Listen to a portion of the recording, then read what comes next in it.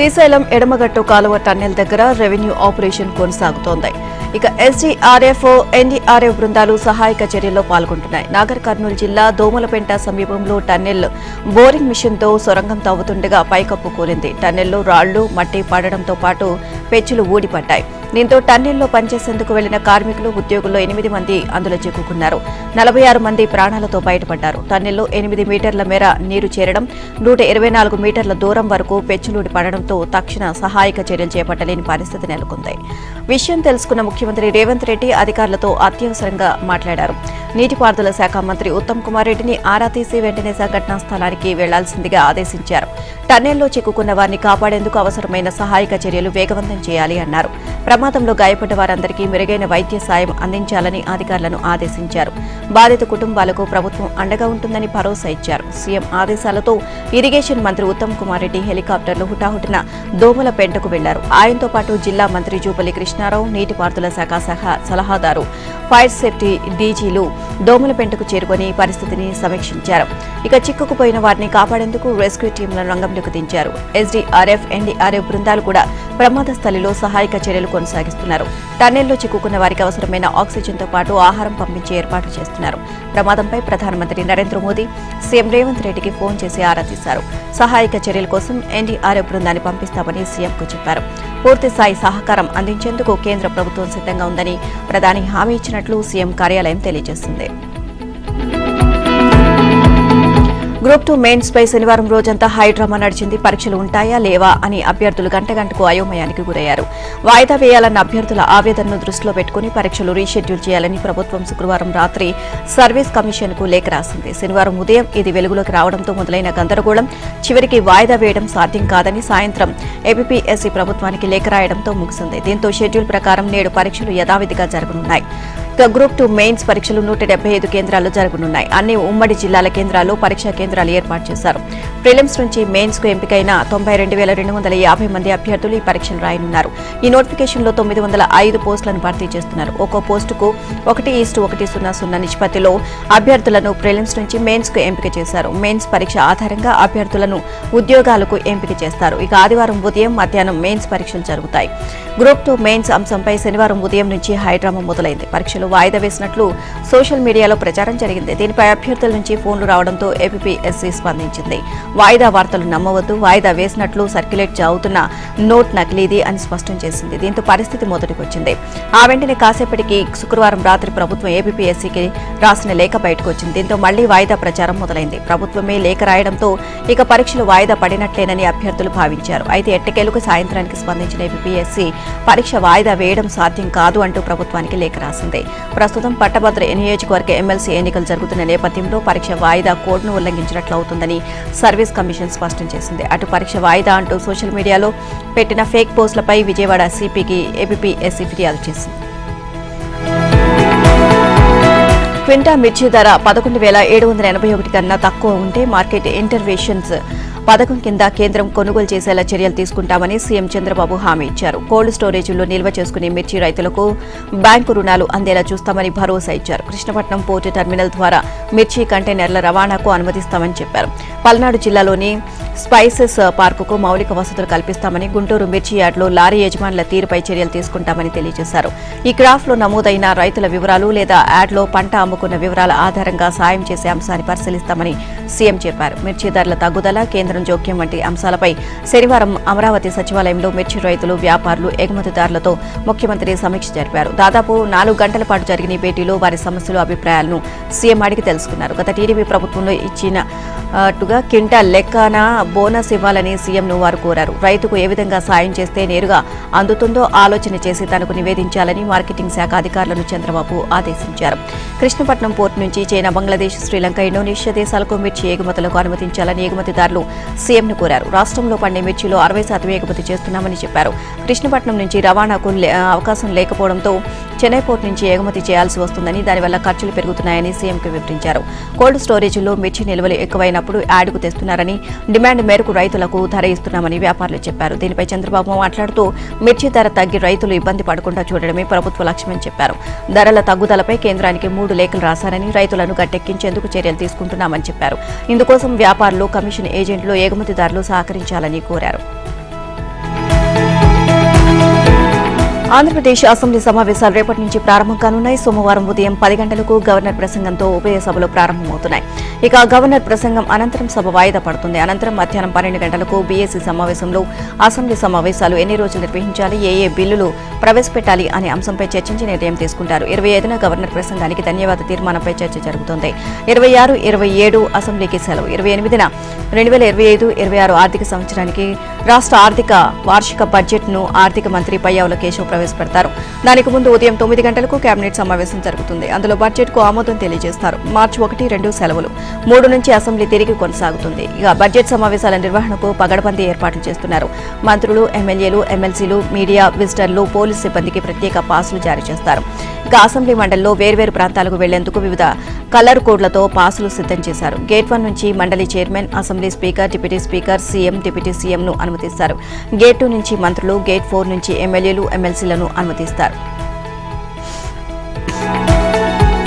ప్రతిపక్ష నేత హోదా ఇస్తేనే శాసనసభ సమావేశాలకు హాజరవుతానని ఇన్నాళ్లు భీష్మించిన వైసీపీ అధ్యక్షుడు పులివెందుల ఎమ్మెల్యే వైఎస్ జగన్ ఎన్నికలకు మెట్టు దిగారు. రేపటి నుంచి మొదలవుతున్న 2025-26 వార్షిక బడ్జెట్ సమావేశాలకు తన ఎమ్మెల్యేలతో కలిసి ఆయన హాజరు కానున్నారు. తొలి రోజు సభలు జరిగే గవర్నర్ ప్రసంగానికి వీరంతా హాజరవనున్నారు. గత అసెంబ్లీ ఎన్నికల్లో జగన్ పార్టీకి 11 సీట్లు లభించడంతో ప్రతిపక్ష హోదాను జగన్ కోల్పోయారు. అయినా విపక్ష హోదా కోసం ఇన్నాళ్లుగా ఆయన వాదిస్తూనే ఉన్నారు. న్యాయస్థానాన్ని కూడా ఆశ్రయించారు. కొత్త ప్రభుత్వం ఏర్పడి అసెంబ్లీలో ప్రమాణ స్వీకారం చేసినప్పటి నుంచి జగన్ ఆయన పార్టీ ఎమ్మెల్యేలు సభకు వెళ్లడం లేదు.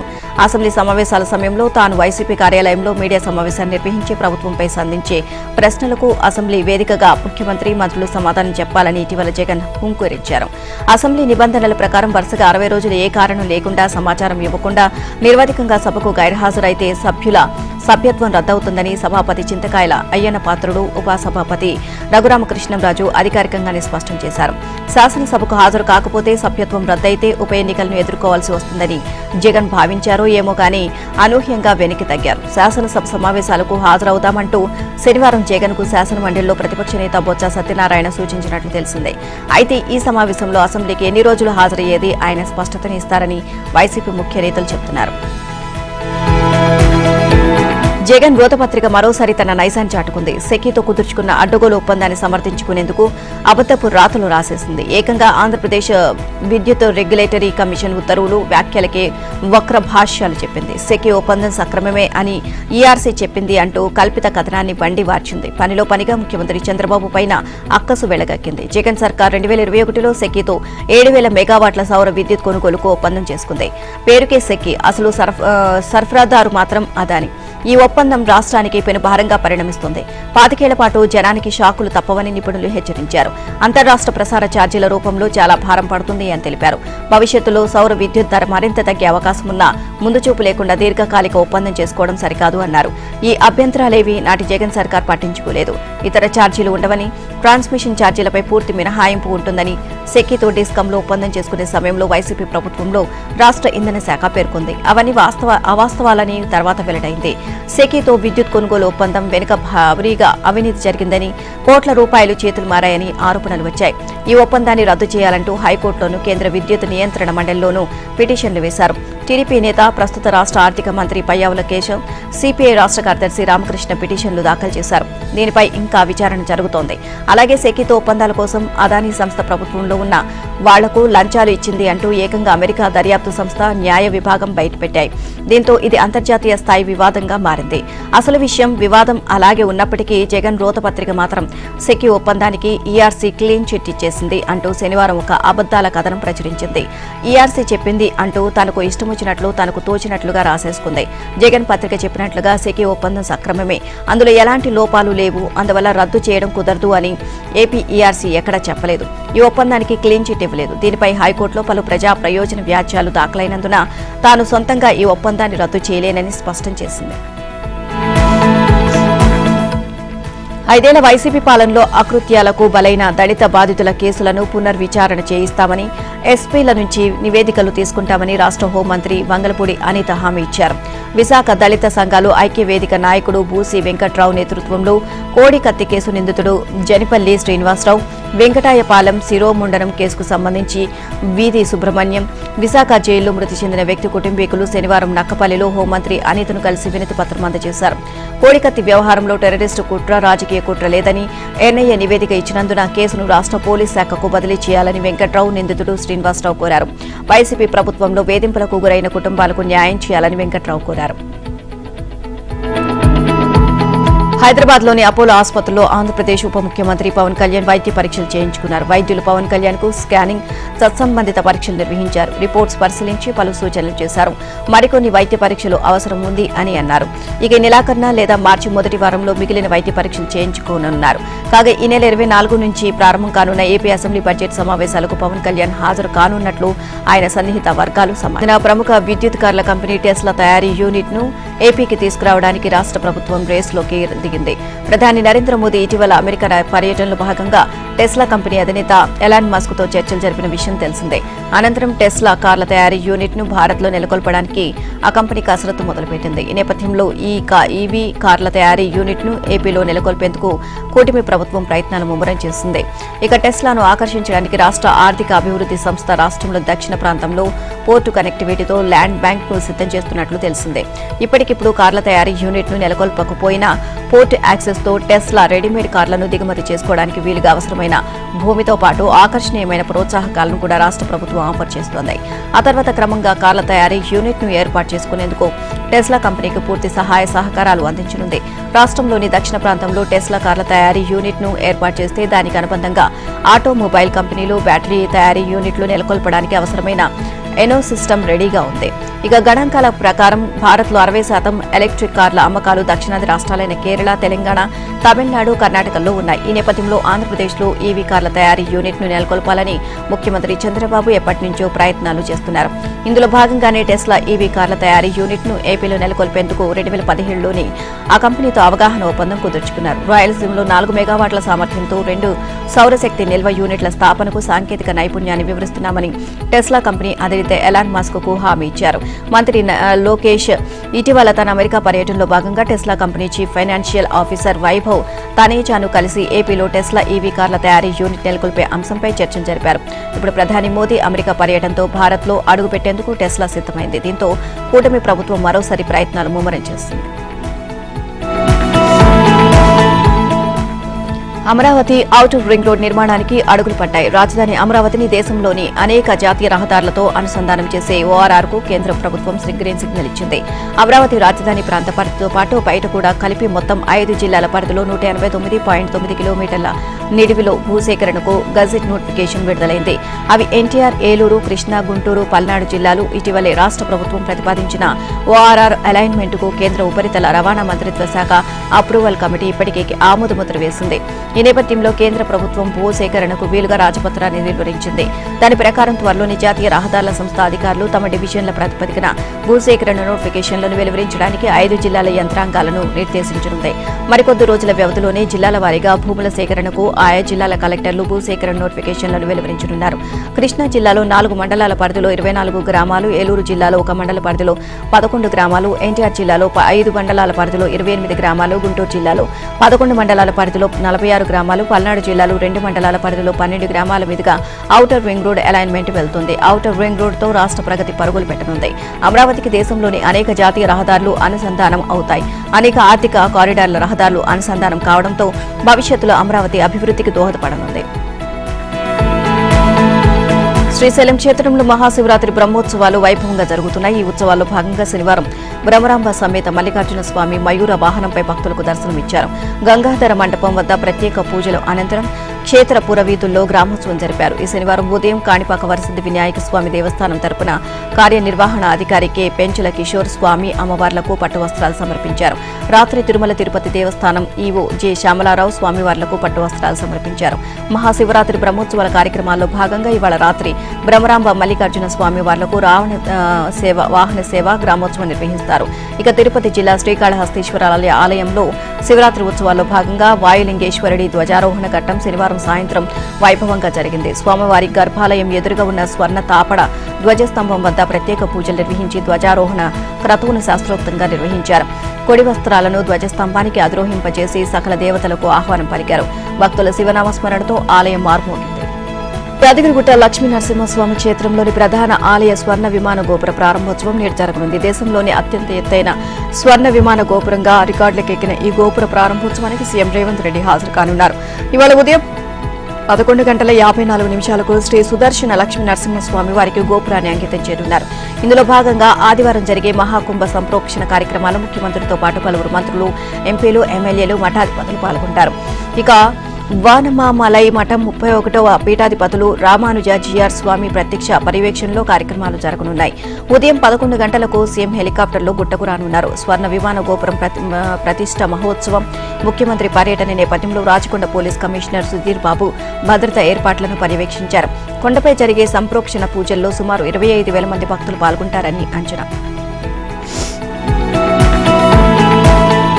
ప్రభుత్వం నిర్వహించిన కులగణన ఎట్లా తప్పు చెప్పాలి అంటూ బీఆర్ఎస్ అధినేత కేసీఆర్, కేంద్ర మంత్రి కిషన్ రెడ్డిలకు సీఎం రేవంత్ రెడ్డి సవాల్ విసిరారు. బట్ట కాల్చి మీద వేయడం కాదని రాష్ట్రంలోని ఏ బ్లాక్లోని ఏ ఇంట్లో లెక్క తప్పు జరిగిందో చూపాలి అన్నారు. కులగణన లెక్కలను అసెంబ్లీలో పెట్టి వాటికి చట్టబద్దత కల్పిస్తే ముఖ్యమంత్రిగా తన బాధ్యత అయిపోయినట్లేనని, అక్కడి నుంచి ముందుకు తీసుకువెళ్లాల్సిన బాధ్యత బీసీ నేతలదేనని అన్నారు. ప్రభుత్వం నిర్వహించిన కులగణన లెక్క పక్కా అంటూ కులాల వారీగా సమావేశాలను ఏర్పాటు చేసుకుని తీర్మానాలను ఆమోదించాలి అంటూ కాంగ్రెస్ పార్టీ బీసీ నేతలకు సూచించారు. ఈ ప్రక్రియను మార్చి 10లోపు పూర్తి చేయాలి అన్నారు. ఇక టీపీసీసీ అధ్యక్షుడు మహేష్ కుమార్ గౌడ్ ఆధ్వర్యంలో ప్రజాభవన్లో పార్టీలోని బీసీ సామాజిక వర్గానికి చెందిన మంత్రులు, ఎంపీలు, ఎమ్మెల్యేలు, ఎమ్మెల్సీలు, కార్పొరేషన్ చైర్మన్లు, సీనియర్ నేతల సమావేశం జరిగింది. CM Revanth Reddy, deputy CM బట్టి విక్రమార్క ఈ సమావేశంలో పాల్గొన్నారు. ఈ సందర్భంగా సీఎం మాట్లాడుతూ కులగణన సర్వే నిర్వహించిన తీరును వివరించారు. ఎదురయ్యే రాజకీయ పరిణామాలకు భయపడి దేశంలోని ఏ రాష్ట్ర ప్రభుత్వము కులగణన ప్రక్రియ చేపట్టే సాహసం చేయలేదు అని చెప్పారు. తాము తెలంగాణలో చేపట్టిన కులగణన దేశానికి రోల్ మోడల్ గా నిలవనుంది అని రేవంత్ రెడ్డి తెలియజేశారు. సర్వేలో పాల్గొనకుండా ఫామ్ హౌస్ లో పడుకున్నోడు మంచోడయ్యాడని, ఇంత కష్టపడ్డ తనను కొందరు బీసీ నాయకులు విలన్ గా చేశారు అని రేవంత్ రెడ్డి ఆవేదన వ్యక్తం చేశారు. సర్వేలో పాల్గొనేందుకు రెండోసారి అవకాశం ఇచ్చిన కేసీఆర్, హరీష్ రావు, కేటీఆర్ వివరాలను అందజేయడం లేదు అన్నారు. వారి ఇళ్ల ముందుకెళ్లి డప్పు కొడుతూ మేల్కొల్పాలై అని బీసీ నేతలకు సూచించారు. బీసీ నేతలు కులాల వారీగా సమావేశాలను ఏర్పాటు చేసుకుని ఆయా కులాలకు ఆర్థికంగా, సామాజికంగా, ఉపాధి పరంగా ఉన్న డిమాండ్లను గుర్తించి తీర్మానం చేయాలని పిలుపునిచ్చారు. తెలంగాణకు కేంద్రం ఇచ్చిన నిధులు, రాష్ట్రంలో అభివృద్ధిపై సీఎం రేవంత్ రెడ్డితో బహిరంగ చర్చకు సిద్దమని కేంద్ర మంత్రి బండి సంజయ్ ప్రకటించారు. సీఎం సవాల్ను స్వీకరిస్తున్నామని, తేదీ, సమయం నిర్ణయించాలని మంత్రి సవాల్ విసిరారు.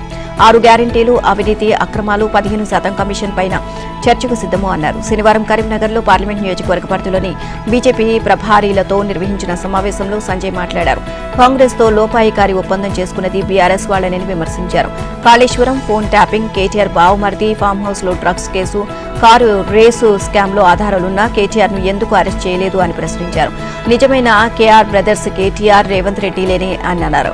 ఇక అవినీతి కేసుల్లో అరెస్టు కాకుండా కేసీఆర్ ఢిల్లీ కాంగ్రెస్ పెద్దలకు డబ్బులిచ్చి వస్తున్నాడని ఆరోపించారు. కాంగ్రెస్ కు బీఆర్ఎస్ ఏటీఎంలా మారింది అన్నారు. ఎస్ఎల్బీసీ సొరంగం దుర్ఘటన బాధితులకు సాయం అందించాలని, ఘటనపై పూర్తి స్థాయిలో విచారణ జరిపించాలి అన్నారు. కాంగ్రెస్ లో 5 మంత్రులదే ఆధిపత్యం నడుస్తోంది అని, 15% కమిషన్లు ఇవ్వనిదే నిధులు విడుదల చేయడం లేదు అని బండి సంజయ్ ఆరోపించారు. కాంగ్రెస్ ఎమ్మెల్యేలు సైతం ఇదే పరిస్థితి ఎదుర్కొంటున్నారని అన్నారు. కామారెడ్డి మున్సిపల్ పరిధిలోని లింగాపూర్లో పట్టభద్రుల ఆత్మీయ సమ్మేళనంలో సంజయ్ మాట్లాడారు. బీజేపీ ఎమ్మెల్సీ అభ్యర్థులు కొమరయ్య, అంజిరెడ్డిలను గెలిపిస్తే వారంలో కాంగ్రెస్ 6 గ్యారెంటీల అమలుకు యుద్ధం ప్రకటిస్తామని అన్నారు. తెలంగాణను 10 ఏళ్ల పాటు బీఆర్ఎస్ దోచుకుందని, ప్రజలు కాంగ్రెస్ కు అవకాశం ఇస్తే ఆ పార్టీ రాష్ట్రంలో రాహుల్ గాంధీ ట్యాక్స్ ను విధిస్తోంది అని బీజేపీ రాష్ట్ర అధ్యక్షుడు కిషన్ రెడ్డి ఆరోపించారు. హైదరాబాద్ లో ప్రస్తుతం రియల్ ఎస్టేట్ వ్యాపారులు భయపడే పరిస్థితి ఉంది అన్నారు. శనివారం నిర్మల్ జిల్లాలోని బైన్సా, ఖానాపూర్ లో నిర్వహించిన ఎమ్మెల్సీ ఎన్నికల ప్రచార కార్యక్రమాల్లో, అదేవిధంగా నిజామాబాద్ లోని బీజేపీ జిల్లా కార్యాలయంలో కిషన్ రెడ్డి మాట్లాడారు. అధికారంలోకి రాగానే 2 లక్షల ఉద్యోగాలను భర్తీ చేస్తామని కాంగ్రెస్ ఇచ్చిన హామీ ఏమైందని కిషన్ రెడ్డి ప్రశ్నించారు. బీజేపీ ఎమ్మెల్సీ అభ్యర్థులను గెలిపించాలని బీజేఎల్పీ నేత ఏలేటి మహేశ్వర్ రెడ్డి కోరారు. స్థానిక ఎన్నికలను ఎదుర్కొనే ధైర్యం లేక ఏదో ఒక వంకతో వాయిదా వేసేందుకు సీఎం రేవంత్ ప్రభుత్వం కుట్ర పన్నుతోంది అని ఎంపీ లక్ష్మణ్ మండిపడ్డారు.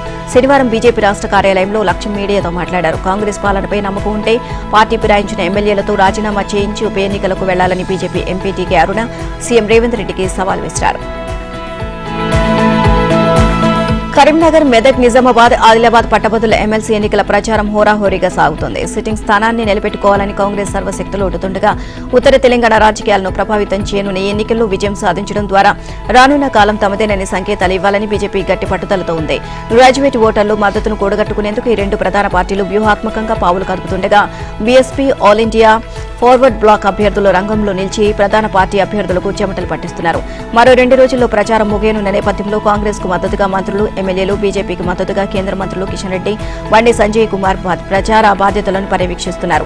4 ఉమ్మడి జిల్లాల పరిధిలో 15 కొత్త జిల్లాలు, 42 అసెంబ్లీ నియోజకవర్గాల్లో పట్టభద్రుల ఎమ్మెల్సీ నియోజకవర్గ పరిధి విస్తరించి ఉంది. 3,55,159 మంది పట్టభద్రులు ఓటర్లుగా నమోదు చేసుకున్నారు. ఈ నెల 27న పోలింగ్ జరగనుండగా 25న సాయంత్రం అభ్యర్థుల ప్రచారం ముగియనుంది. ఈ స్థానం నుంచి 100 మంది అభ్యర్థులు నామినేషన్లు వేసిన ఉపసంహరణ అనంతరం 56 మంది బరిలో మిగిలారు. ప్రధాన ప్రతిపక్షమైన బీఆర్ఎస్ ఈ ఎన్నికలకు దూరంగా ఉండగా కాంగ్రెస్, బీజేపీ మాత్రం ప్రతివ్యూహాలు రచిస్తూ ముందుకు సాగుతున్నాయి.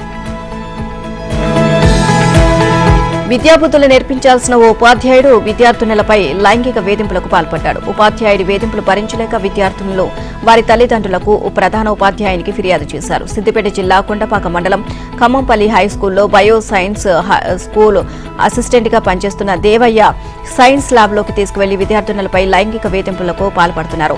ఉపాధ్యాయుని వేధింపులు భరించలేక కొంతమంది విద్యార్థులు పాఠశాల ప్రధాన ఉపాధ్యాయుడు శ్రీనివాసరెడ్డికి రాతపూర్వకంగా ఫిర్యాదు చేశారు. విషయం తెలుసుకున్న విద్యార్థులు తల్లిదండ్రులు, గ్రామస్తులు పాఠశాలకు చేరుకుని ఉపాధ్యాయుడిని నిలదీశారు. సమాచారం అందుకున్న 3 టౌన్ సీఐ విద్యాసాగర్ పాఠశాలకు చేరుకుని ప్రాథమిక విచారణ చేశారు. మహిళా పోలీస్ స్టేషన్ సీఐ దుర్గా విద్యార్థినులతో ప్రత్యేకంగా మాట్లాడి సమాచారాన్ని సేకరించింది. విద్యార్థుల తల్లిదండ్రుల నుంచి ఫిర్యాదు తీసుకున్నట్లు సీఐ తెలియజేశారు.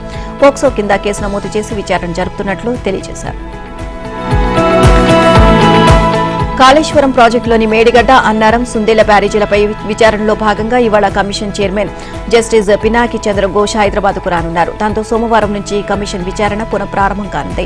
ప్రస్తుతం విచారణ ప్రక్రియ తుది అంకానికి చేరుకుంది. ఈ దఫా మాజీ సీఎం కేసీఆర్ తో పాటు హరీష్ రావు, ఈటెల రాజేందర్ ను కమిషన్ క్రాస్ ఎగ్జామినేషన్ కు పిలువనుంది. ఇప్పటికే దీనికోసం సమ్మన్లు సిద్దమైనట్లు సమాచారం. కమిషన్ కార్యదర్శి వీటిని 3కి పంపించే ప్రక్రియ ప్రారంభించారు. వారం రోజుల్లోపు ఈ 3 విచారణకు హాజరు కావాలని కమిషన్ కోరే అవకాశాలు ఉన్నాయని తెలుస్తోంది.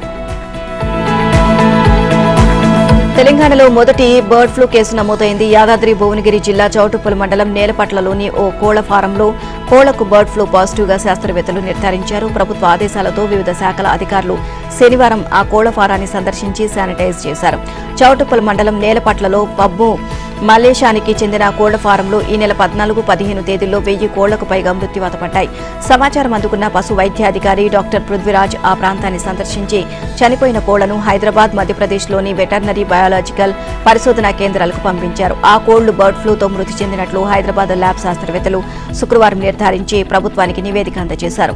కేంద్ర, రాష్ట్ర ప్రభుత్వాల ఆదేశాల మేరకు పశుసంవర్ధక శాఖ జిల్లా అధికారి డాక్టర్ జానయ్య, ఆర్డీఓ శేఖర్ రెడ్డి, వైద్యాధికారి డాక్టర్ యశోద, మండల పశు వైద్యాధికారులు డాక్టర్ పృథ్వీరాజ్, డాక్టర్ శ్రీధర్ రెడ్డి కోళ్ల ఫారాన్ని సందర్శించారు. సుమారు 50 మంది సిబ్బందితో కోళ్ల ఫారాన్ని శానిటైజ్ చేయించారు. ఫారంలో మట్టిని తొలగించి ఎక్స్కవేటర్తో ఓ గోతిలో పూడ్చిపెట్టారు. ఈ పరిసరాల్లోని ఖాళీగా ఉన్న 6 కోళ్ల ఫారాలను శానిటైజ్ చేయించారు. గ్రామాన్ని, పరిసరాల్లోని 10 కిలోమీటర్ల ప్రాంతాన్ని నిఘా జోన్గా, 1 కిలోమీటర్ వరకు నిషేధిత ప్రాంతంగా ప్రకటించి ప్రజల ప్రయాగ్రాజ్లోని త్రివేణి సంగమం వద్ద మహాకుంభమేళాలో పుణ్యస్నానాలు చేసిన భక్తుల సంఖ్య 60 కోట్లు దాటిందని ఉత్తరప్రదేశ్ ప్రభుత్వం ప్రకటించింది. దేశంలో సనాతన ధర్మం పాటించే 110 కోట్ల మందిలో సగం మందికి పైగా స్నానాలు చేశారని తెలిపింది. జనవరి 13న ప్రారంభమైన కుంభమేళా మహా శివరాత్రి సందర్భంగా ఈ నెల 26 వరకు కొనసాగనుంది.